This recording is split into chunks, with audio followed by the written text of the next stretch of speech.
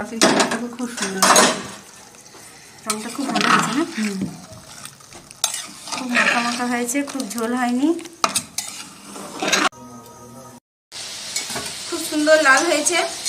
সুন্দর করে লাল করে এবার ছাঁকনি দিতে হবে। একটু হালকা হালকা রং ধরেছে না?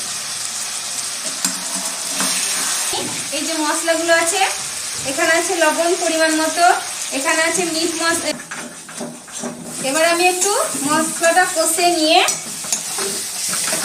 খেয়ে দেখে আবার লবণটা দেবো পরে যদি লাগে। দেখুন,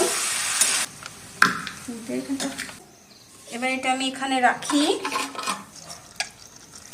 তরকারিটা খুব সুন্দর, রংটা খুব ভালো হয়েছে না? খুব মাখা মাখা হয়েছে, খুব ঝোল হয়নি।